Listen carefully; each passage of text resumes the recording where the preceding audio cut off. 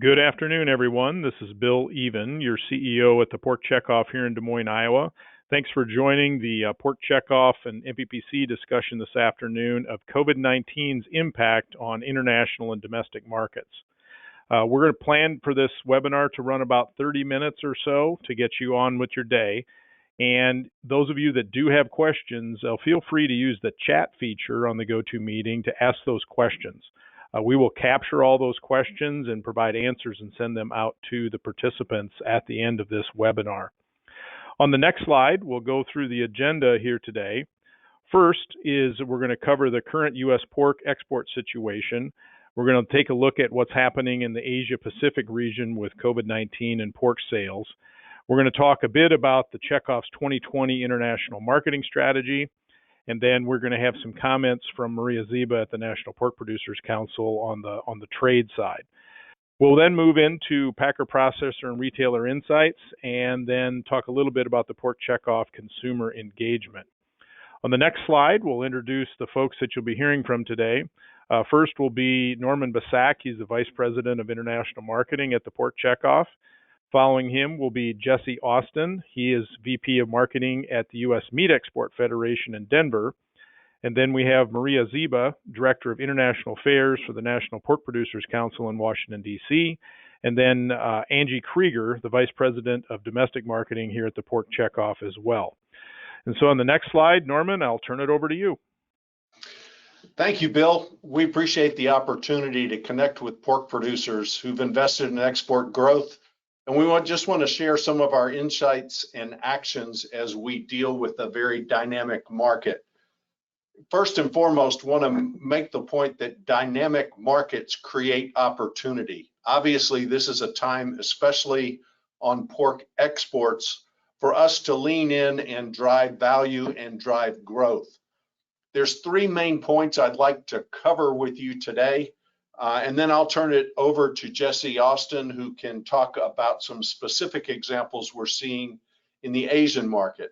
So the three key things I want to focus and talk about today are, first, producing and exporting pork is essential work. We feed the world. Second, record exports are increasing value, and talk about our current results. And third, focus on growth that delivers value. Just outline for you our four key growth strategies as we move forward to create value for pork producers in the international market. First and foremost, producing and exporting pork is essential work. We feed the world. I think that's something to be proud of, and there's a tremendous responsibility that goes with that. We have a strong, capable team that's working together to increase value and deliver return on your investment. First and foremost, NPPC obviously has done a fantastic job over the last year, gaining some trade agreements and opening new markets. That puts us on a competitive playing field in Japan and Mexico. It reversed the tariff situations that we had both in our highest volume market, Mexico, and our highest value market in Japan. It's also provided a path for better access into China to get the right plants listed and to work on tariff reductions. So great job by that team. USMEF provides us as pork producers an extremely efficient and effective global capability to promote pork, engage customers and consumers, and gather insight in the markets. They have 16 offices around the globe and over 70 people in the international markets every day promoting and moving pork. You know, the investment that we put in through the checkoff increases our effectiveness and our efficiency. Essentially, what happens when we invest $1, we get another $1 free. So roughly a $7 million checkoff budget turns into over $15 million that gets pushed behind pork in the international markets.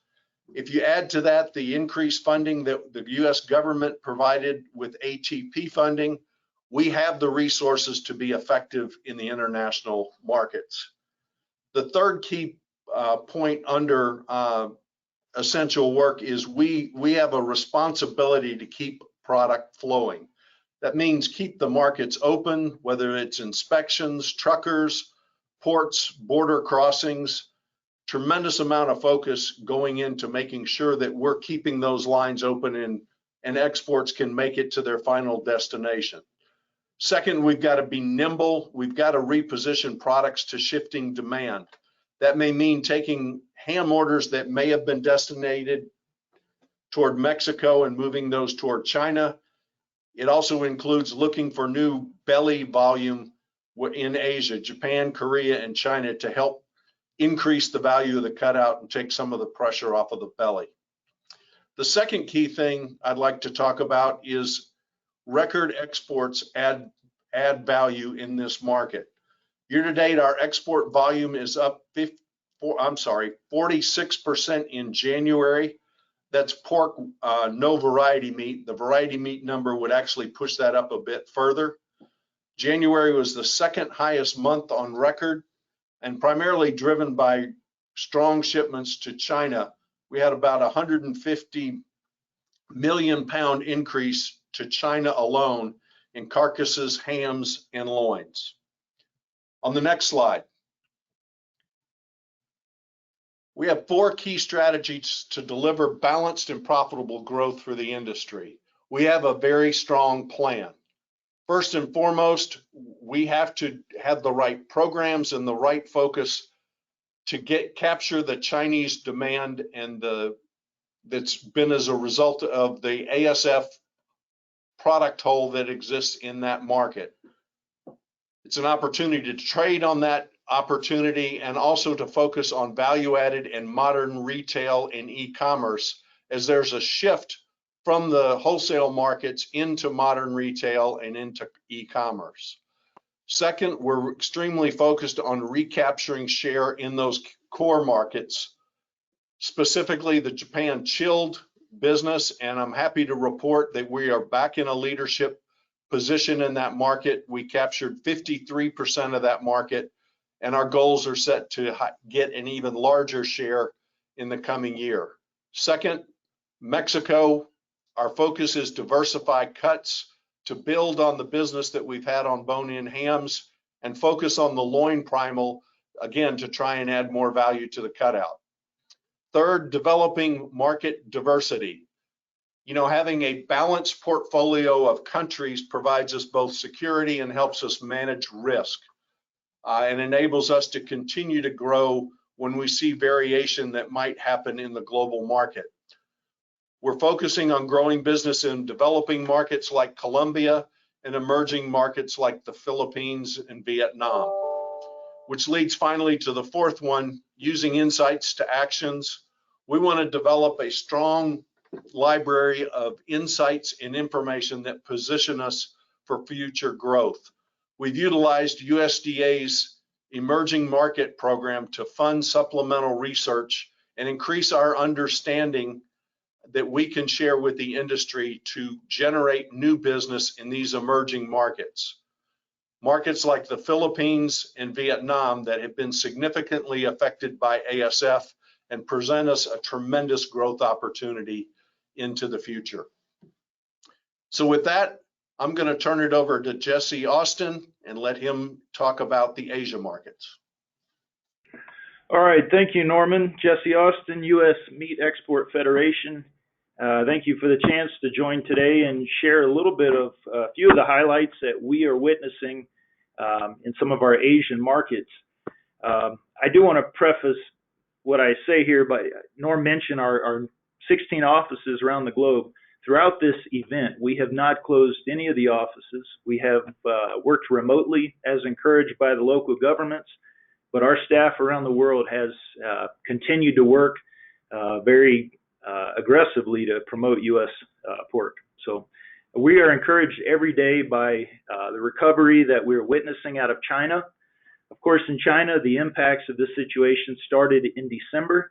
And with all the information we hear daily, we believe that they are at the back end of this curve.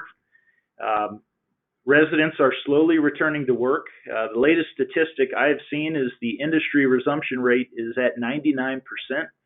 Very encouraging there. I did read this morning that it's been 20 days since Shanghai has reported a new case. Of course, this has had some impacts on the market. Similar to here in the U.S., food service has been strongly impacted, and they've been forced to create new models for business. Some of the conventional methods of business, they've had to look at new novel approaches like food delivery, e-commerce, and a lot of our marketing strategies we've had to adjust quickly to capitalize on these trends.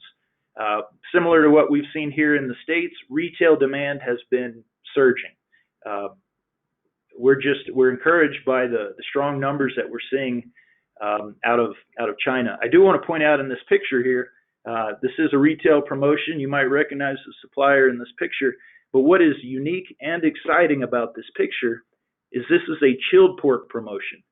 China is not a market where we traditionally sell a lot of chilled pork, so we are really excited about the opportunity to expand chilled pork into China. I think the bottom line when we talk about China is this was an unfortunate event. Recovery is in place, but the demand remains strong. The market fundamentals are intact. We know there is a protein shortage in China. We know we've got record supplies here in the States. Ports are open, product is moving, so we're really optimistic about the future in China. On the next slide, I want to talk just briefly about what we're seeing in Japan. Japan continues to be an anomaly of sorts in this whole situation. They have not had the impact that we've seen in some of our other markets. Fortunately, we're very encouraged by that. But it's an elderly population. It's a very condensed population, and we would have expected more of an impact, but fortunately, that's not the case. January 1, we had a new trade agreement in place, so we were already seeing the immediate impacts of that Norman spoke to earlier. January, 26.5% increase in pork imports into Japan, the biggest number in 5 years. So we're really excited about recapturing some of the market share in this market again. Some of the trends that we discussed in China, we've also seen in Japan. Food service has been impacted. Retail demand has surged, continues to surge. What is interesting to note about the food service impact, while overall it is down, we believe that's largely a function of employers encouraging telecommuting and working from home. These staff, these employees are not coming into the city, which is cutting down on the traffic. We are inversely seeing increased traffic in the neighborhood food service establishments. And then finally, I'll say here that e-commerce continues to be strong in Japan. Food delivery is strong. I do want to point out this picture here. This is a significant win for U.S. pork. This is a McDonald's promotion. You can see the date on here, March 4th. They added 2 new items to their menu. This is a U.S. pork tonkatsu sandwich. Huge win for U.S. pork. We're really excited about more of these features going forward. So to summarize what you should take away from activity in Asia Pacific, the fundamentals of trade are sound. Supply and demand works. There's a protein shortage. We have supply. 2, this event has really forced us, USMEF and NPB, to really diversify our marketing strategies. Travel is restricted. Congregating in large groups is restricted. We're really having to innovate and look at new approaches to how we promote U.S. pork. And finally, I will say we have the attention of the market right now. Now is our time to prove that we have the capacity to supply, that we can be a reliable supplier, and finally, we can demonstrate the quality and the taste of U.S. pork. So with that, I'll turn it over to Maria. Thank you, Jesse, and thanks to everyone on the call for taking the time out of your day to join the webinar. Here at MPPC, we've been diversifying a bit of what we've been working on over the last few weeks or so. We're still working on a number of these trade issues and making sure that we open up access to some new markets, but we've definitely had to change some of our strategy. Now, I've spent quite a bit of time over the last few weeks working to make sure that we have access to our export markets through our ports. Some of that work we saw last week when the port of Houston shut down. There was a longshoreman that did test positive for coronavirus. I've been working with some of the ports, Oakland, LA, where most of our pork is exported, to make sure that we can continue to see our exports increase and that there is no backup in our supply chain. Now, what I've been assured is from the Port of Oakland is that they're looking at contingency plans and we won't see anything holding up our supply chain. Now, over the last few weeks, we've also been spending a lot of time talking to members of Congress as well as U.S. government to designate not only pork production but the entire supply chain as essential.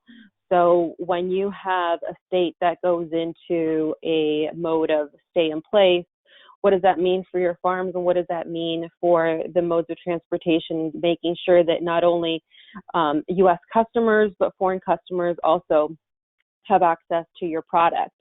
So we've been working with the USDA, Homeland Security, HHS, Department of State, Transportation, the Department of Transportation, to make sure that everybody understands how important it is to continue to have access to our farms and making sure that our farms remain open so that everybody has access to our protein. Now, some of the other work that we've been doing on the congressional ask is we were very successful in making sure that the Commodity Credit Corporation received a refresh and increased the borrowing limit from $30 billion to $50 billion. Now, what this is going to do, it's going to allow USDA to make another MFP-style relief program should we need it. And so this is some of the activities that we've had to divert some of our attention to.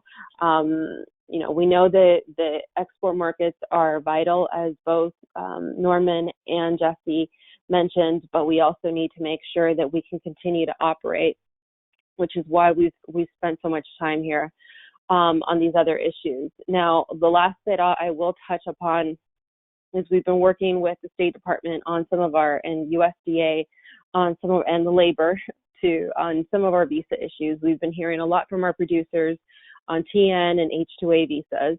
So that is something that's on our radar. I will stop right there. We will be having a SIP call tomorrow morning at 8 a.m. Eastern time, where we're going to be discussing more of these issues. But rest assured that we are doing everything possible to make sure that we not only have existing market access into markets, but also that you have the freedom to operate within the U.S. to make sure that you can get your product from the farm to whatever market that may be, either domestic or international. Thank you, and I'm going to hand it over to Angie. Thanks, Maria, and thank you also to Norman and Jesse for talking about our efforts to market pork internationally. I'm very excited to be here with you this afternoon to talk about how your Pork Checkoff team is marketing pork in what are clearly unprecedented times, and a very interesting set of consumer behaviors that we're working with. So I'm going to talk about 3 different topics here very quickly. First of all, provide you with some of the feedback that we're hearing through our channel marketing team and our director of processor relations.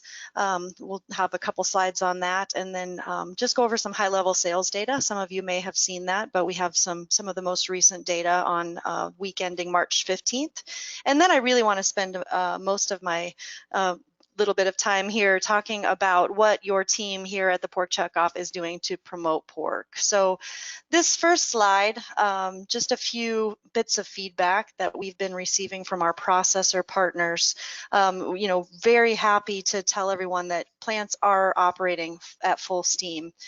You all look at the numbers daily and weekly. Last week was our 3rd largest harvest at 2.75 1.4 million hogs, and that will continue here as long as the pigs are coming to market. The plants are poised to get them harvested. One of the really unique things about our processing plants is that we're always focused on cleaning and sterilization. And so while efforts are ramped up to make sure that employees are not coming to work with any colds or sniffles or fevers, our plants are amongst the cleanest places in the U.S. So certainly packers are very focused on making sure that their workforces stay healthy, and will take any precautions if there's an employee that exhibits symptoms of COVID-19. What we are hearing right now is that any immediate labor concerns are related to childcare issues. So as we all know, schools are closed. Many of you may be sitting in your homes today with kids who would normally be in school. So our packer partners have been working on this issue for many months and years. Childcare is always an issue in small towns, but that's one that we're working hard to understand and help make sure that employees can be at work. And then finally, we are hearing a lot of work going on to adjust production lines.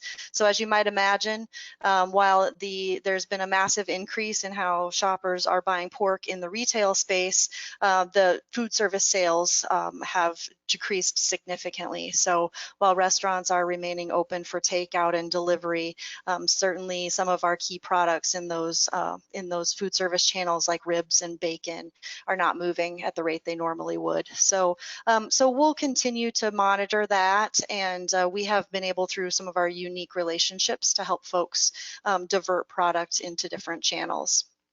On the next slide, we're going to highlight a few of the very unique issues retailers are facing. So again, when you think about the massive change in consumer behavior and a really, really big sales in the protein space, we are seeing pictures coming in daily of meat counters, meat cases that are empty.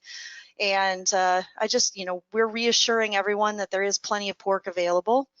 This hiccup really is due to a massive overload in consumer buying behavior. So a lot of stock up trips, people buying larger pieces of meat and cuts that they don't normally buy. Our retailers have been looking for ways to source pork, and so food service brokers, again, are helping fill some of those immediate needs. Folks like U.S. Food Service and other Cisco have been working with retailers to get their product into those retail spaces, and that diversion between the channels will likely continue. We are now starting to hear about retailers limiting quantities of meat and other staples to their consumers. So for example, Sam's Club this last week said, our shoppers can buy one shoulder, they can buy one loin, they can buy one ham. And so some of that rationing at retail is likely to happen as we rebuild our stocks and get the shelves filled back up again. Retailers are also modifying hours to allow for better restocking, and they're also using that time to make sure the stores are very clean. So as a critical function in the food channel, the retailers are definitely doing their part. The next slide, if you haven't seen these numbers, will show you just why those retailers are scrambling so hard to refill their cases. So just a really wonderful story from the protein standpoint on sales here. Meat department sales without deli meat, so just fresh sales, were up almost 77% over the week ending of March 15th. And I'm really happy to say that fresh pork sales were up 89.2%. So pork is outpacing the overall meat case. 45% of those sales were pork loin, and pork ribs would have been the second biggest winner, followed by pork shoulder. So really, really great sales. You'll see the farthest bar there. Ground pork sales for us are small. They were almost double. The grinds and things that people can freeze easily and cook with convenience are very popular at this point in time. So what does this mean for your team at the Pork Checkoff? If we'll go to the next slide, outline some of the consumer engagement that we're focused on. So our strategy every day, our always on strategy, is to drive the confidence and consideration of pork with consumers. And we do that through a variety of methods. Most of our direct to consumer marketing is digital based on our shift in strategy over the last couple of years. We also work very heavily with our channel partners. The situation we're in right now, our channel partners, our packer processors, and our retailers are very busy keeping their heads down, keeping product moving through the supply chain. And so we are really happy to be able to step in and increase our efforts with direct communications to consumers. We're focusing on two key messaging themes as we do that: versatility and family. So versatility is going to include ideas like how we can cook once and eat twice or more with pork, the convenience of cooking with pork, and how pork can help stretch the food dollar, which is top of mind for a lot of families right now. And then when you think about family, I have 4 kids. Many of you know me. They're all home from school. I'm cooking a lot more meals at home, as are all of our consumers. So we want to provide ideas for family-pleasing pork meals and ideas where folks can maybe cook with their kids or use this opportunity to really rally around the dinner table. We're doing this in a variety of ways. One is using influencers, and I learned just as we went live with this call that one of our influencers, who is Chef Eddie Zamora, just went live on his Instagram. Chef Zamora is someone we've worked with in the past. He speaks to both the general market and the Hispanic market, and for example, his content is about coffee rubbed pork loin, and I believe he called it cook once, eat thrice. So 3 different ways, 3 different meals he can create with that pork loin.